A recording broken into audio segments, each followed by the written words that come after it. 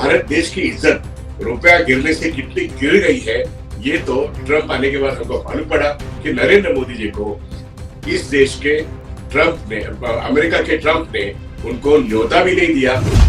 Presidential ceremony जब हुई तब बुलाया भी नहीं। हमारा रुपया मजबूत होने के लिए हमारे एक्सपोर्ट्स बढ़ने चाहिए और हमारी अर्थव्यवस्था ये प्रो पीपल होनी चाहिए, ना कि प्रो कारपोरेट। रुपया का कीमत $20 पिछले 11 साल में इतना ढल चुका है कि 2014 में वो 60 रुपया था, आज वो 87 क्रॉस कर गया है। भारतीय शेयर बाजार में 16 से 20% इतने शेयर्स फॉरेन इंस्टीट्यूशनल इन्वेस्टर्स के हाथ में ऑन एन एवरेज है। इसका मतलब बहुत बड़ा हिस्सा है। नए जो अपॉइंटमेंट्स किए हैं ट्रम्प साहब ने, उसमें एलन मस्क को एक बहुत बड़ी जिम्मेदारी दी है। अब क्रिप्टो में उनको, बिटकॉइन में लोगों ने इन्वेस्ट करना चाहिए, ये उनको सजेस्ट करना है। एक सबसे फेमस किताब है जिसका नाम है रिच डैड पुअर डैड, जिसके लेखक है रॉबर्ट कियोसाकी। इन्होंने एक भविष्यवाणी की है और ये भविष्यवाणी ये कहती है कि फरवरी के महीने में दुनिया भर के बाजार, शेयर बाजार ये लुढ़कने वाले हैं। नमस्कार, मैं विश्वास उटकी हूँ। आज हम बात करेंगे बाजार लुढ़कता क्यों है, रुपया गिरता क्यों है और वित्त मंत्री का बजट संकट में क्यों है। पिछले 2 दिनों में एक न्यूज आइटम बहुत ही इंपॉर्टेंट है। एक सबसे फेमस किताब है जिसका नाम है रिच डैड पुअर डैड, जिसके लेखक है रॉबर्ट कियोसाकी। इन्होंने एक भविष्यवाणी की है और ये भविष्यवाणी ये कहती है कि फरवरी के महीने में दुनिया भर के बाजार, शेयर बाजार ये लुढ़कने वाले हैं और बहुत बुरी तरह से लुढ़कने वाले हैं। लोगों को स्टॉक मार्केट छोड़ के भागना पड़ेगा। शेयरों में इन्वेस्टमेंट करना या स्टॉक्स में इन्वेस्टमेंट करना या फिर गवर्नमेंट बॉन्ड्स में इन्वेस्टमेंट करना, ये बहुत नुकसानदायक है। बाजार टूटने वाले हैं, ये उनकी भविष्यवाणी। उन्होंने एक एक्सपर्ट उन्होंने कमेंट किए, मतलब ट्वीट किया है और उन्होंने खुलेआम से कहा है कि देखो, शेयर बाजार में जो अनसर्टेनिटी है, लोगों का विश्वास अपनी अपनी सरकारों पे नहीं है और दुनिया भर की सरकारें अपने शेयर बाजार में जो चल रहा है उससे अच्छा कि लोग सोना चांदी जिसे मेटल में अपना इन्वेस्टमेंट करें। और दूसरी उन्होंने सलाह दी है वो क्रिप्टो मार्केट में एंटर करे जो अधिकतर ज्यादा मुनाफा देता है। अब क्रिप्टो में उनको, बिटकॉइन में लोगों ने इन्वेस्ट करना चाहिए, ये उनको सजेस्ट करना है। और हम जानते हैं कि क्रिप्टो करेंसी सैकड़ों है, लेकिन बिटकॉइन आज के दुनिया भर के नए जनरेशन के जो पढ़े लिखे लोग हैं वो बिटकॉइन में ज्यादा इन्वेस्टमेंट करते हैं और जहां बिटकॉइन में सेफ है ये कहने वाले लोग बहुत हैं। मतलब अपनी अपनी सरकारों पर विश्वास नहीं है, अपने अपने बाजारों पर विश्वास नहीं है, लेकिन टेक्नोलॉजी जनरेटेड जो एक करेंसी है, जिस करेंसी को दुनिया में किसी भी देश ने अपनाया नहीं है, लेकिन दुनिया भर के लोग बिटकॉइन नाम के एक क्रिप्टो करेंसी में बहुत सारा इन्वेस्टमेंट करते हैं। और जब ट्रम्प साहब, जब डोनाल्ड ट्रम्प जीत के आए, उस वक्त क्रिप्टो करेंसी में, बिटकॉइन में ज्यादा से ज्यादा इन्वेस्टमेंट करने वाला एलन मस्क, वो उनका सबसे बड़ा कैंपेनर था। आज की तारीख में नए जो अपॉइंटमेंट्स किए हैं ट्रम्प साहब ने, उसमें एलन मस्क को एक बहुत बड़ी जिम्मेदारी दी है। एलन मस्क दुनिया का सबसे अमीर आदमी है, हम सब जानते हैं। अब वो बिटकॉइन की एक कैनवासिंग कर रहे हैं कि दुनिया भर के लोग, एक तरफ से ट्रम्प, वो अमेरिकन प्रेसिडेंट है, दूसरी तरफ से एलन मस्क दुनिया के सबसे बड़े कारपोरेट है, और ये रॉबर्ट कियोसाकी जो है, रिच डैड और पुअर डैड की किताब लिखने वाले, इसमें इन्होंने एक भविष्यवाणी की है भाई शेयर बाजार छोड़ दो और आपके गवर्नमेंट बॉन्ड्स भी छोड़ दो, सोना चांदी या बिटकॉइन में आप लौट जाओ, आपका पैसा सुरक्षित रूप से बहुत बड़े पैमाने पे बढ़ेगा। अब ये भी एक स्पेकुलेशन हम जानते हैं, भारत देश में रुपया एक करेंसी है, डॉलर तो अमेरिका का है। अब हम दुनिया भर में देख रहे हैं कि बिटकॉइन एक क्रिप्टो करेंसी, जिसका आज एक बिटकॉइन के लिए $1,00,000 ये एक एक्सचेंज रेट चल रहा है। मतलब आपको एक बिटकॉइन लेना है, वो कंप्यूटर या टेक्नोलॉजी ओरिएंटेड एक करेंसी है जिसकी वैल्यू डॉलर में $1,00,000, $1,00,000 मतलब एक बिटकॉइन, ये हिसाब है। अब सोचिए कि एक तरफ से एलन मस्क बोल रहा है, दूसरी तरफ से ये जापानीज जो लेखक है वो बोल रहे हैं कि बाजार में हड़कंप होने वाला है फरवरी महीने में, और हमारा देश का बजट 1 तारीख को है।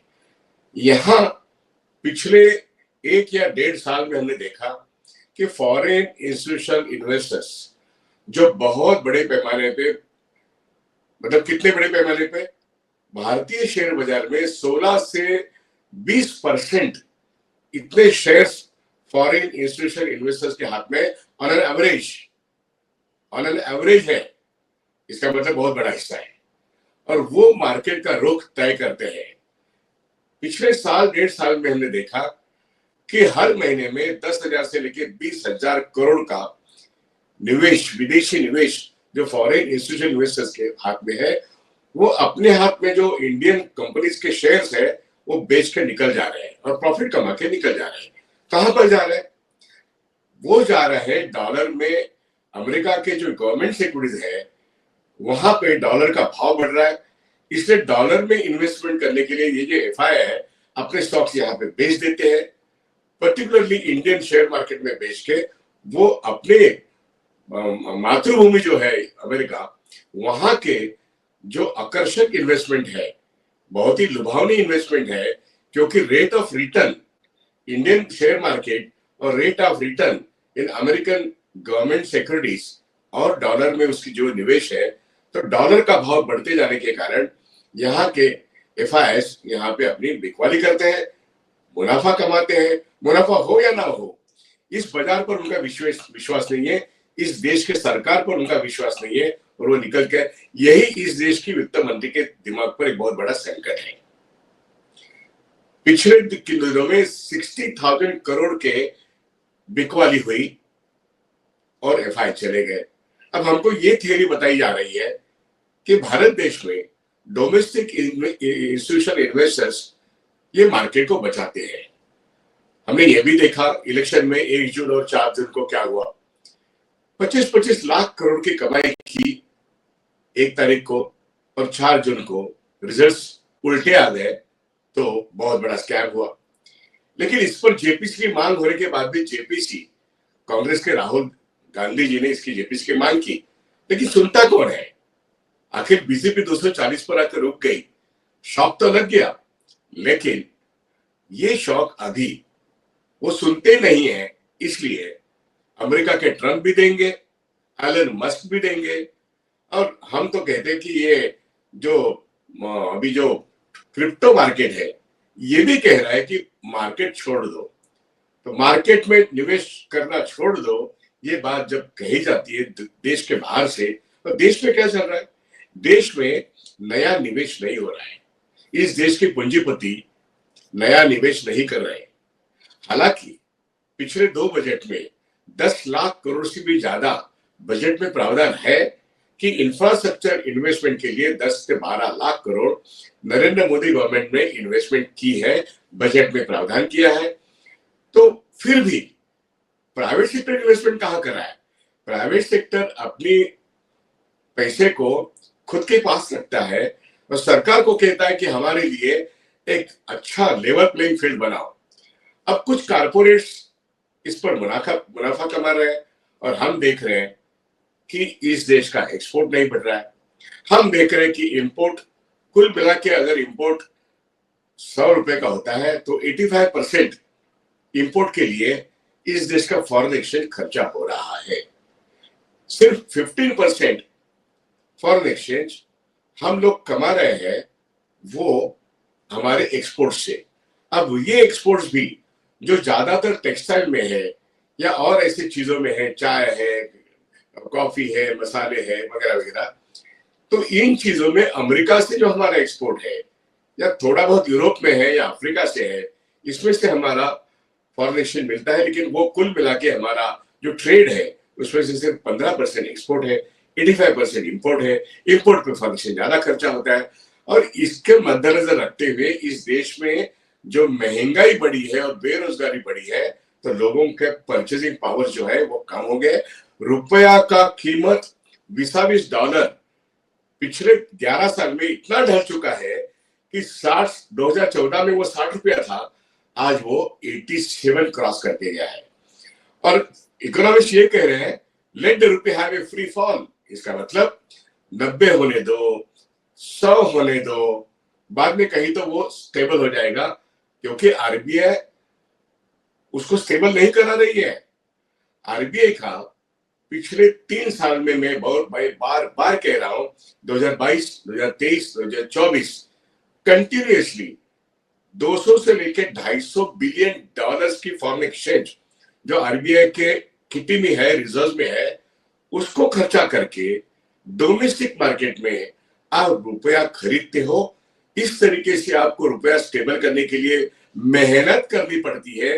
ये इस देश की वित्त मंत्री और इस देश के गवर्नर हमारा एक वैल्यूबल फॉरेन एक्सचेंज को गंवा रहे हैं। रुपया को वो स्टेबल नहीं कर पा रहा है। रुपया तो लुढ़क ही रहा है, रुपया तो गिरता ही गया।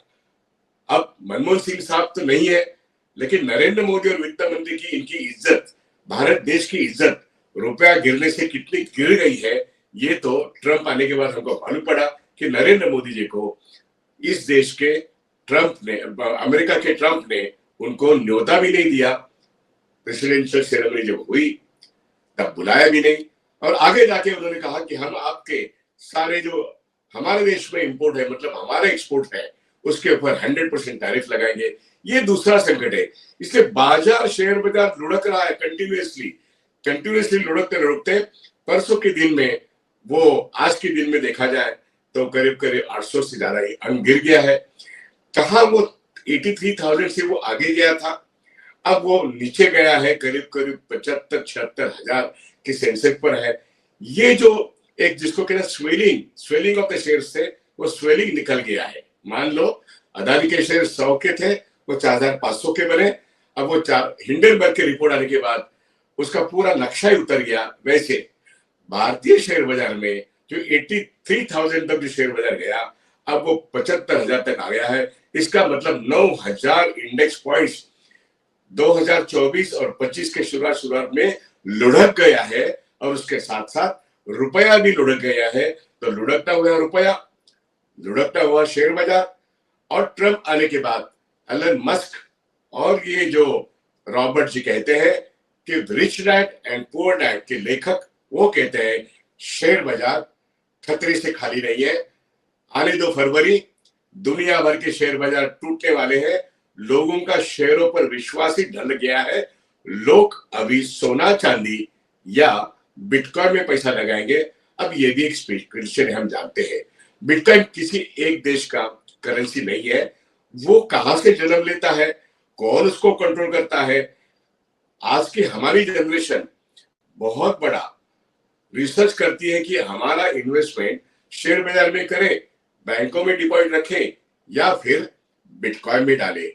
नई पीढ़ी जब बिटकॉइन में पैसा लगाती है तो बिटकॉइन, जब एक बिटकॉइन $1,00,000 की कीमत में मिलता है, तब हमको सोचना बहुत जरूरी है। ये बिटकॉइन की बातें करने वाले सारे दुनिया के बाजार को लुढ़क देने वाले हैं।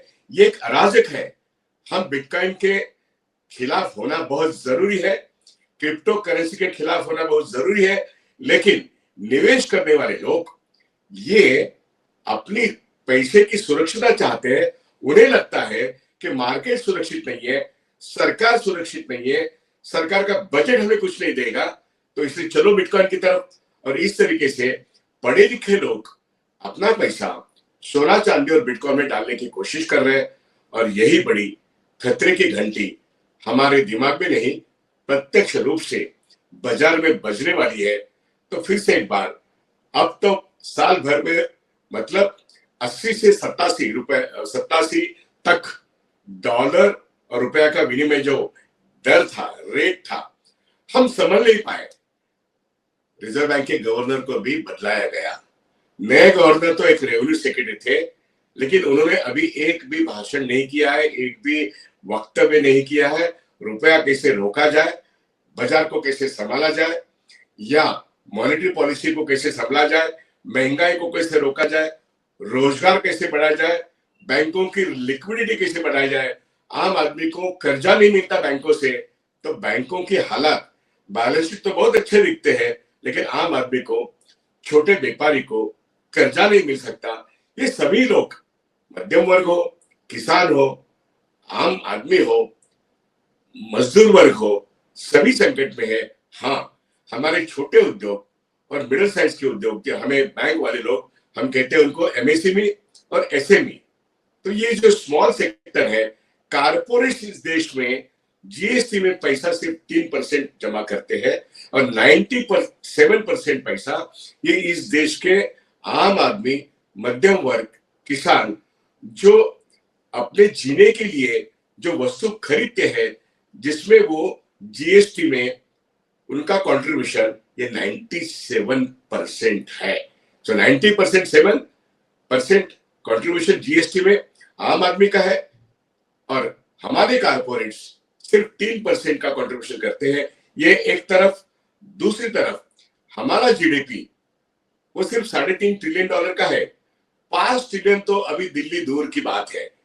5 ट्रिलियन के बाद हम 2022 से सुनते आ रहे हैं, लेकिन आज वित्तीय संकट इतना गहरा है कि देश की वित्त मंत्री अपने बजट को संभाल नहीं पा रही है, और 5 ट्रिलियन की बातें बहुत जोर जोर से कर रही है। अब कहने जा रहा है कि 2027 तक हमारा 5 ट्रिलियन होगा, लेकिन असल में हम 3.5 ट्रिलियन भी नहीं है। हमारा वित्तीय क्षेत्र टूट रहा है, हमारा शेयर बाजार टूट रहा है, हमारा रुपया ढल रहा है। ऐसी हालत में वित्तीय संकट इतना गहरा हो गया है कि 1 तारीख को बजट के बाद शेयर बाजार वो डूम्सडे में जा सकता है। ये अगर भविष्यवाणी दुनिया भर के शेयर बाजारों के लिए किया गया है, तो भारत का शेयर बाजार प्रत्यक्ष रीत्या संकट में है। और मैं यही दोहराने की कोशिश कर रहा हूं कि रुपया संभल नहीं रहा है आरबीआई के गवर्नर के पास से, रुपया नहीं संभल रहा है, या इंपोर्ट एक्सपोर्ट नहीं बढ़ रहे, बिकॉज ये हमारी वित्त मंत्री का एक उन परफॉर्मेंस जो है, ये परफॉर्मेंस अपने आप में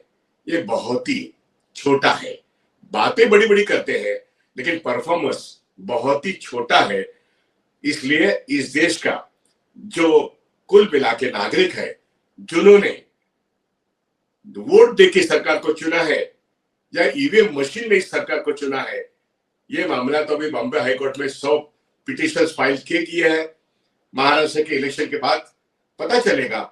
लेकिन लोग विश्वास नहीं करते केंद्र सरकार पर, लोग विश्वास नहीं करते महाराष्ट्र की सरकार पर, और ऐसे हालात में बाजार टूट रहा है, महंगाई बढ़ रही है, रोजगार बढ़ने की संभावना नहीं है, और सरकार के 2 या 3 करोड़ के जो वेकेंट पोस्ट है उसको फुलफिल नहीं किया जा रहा है।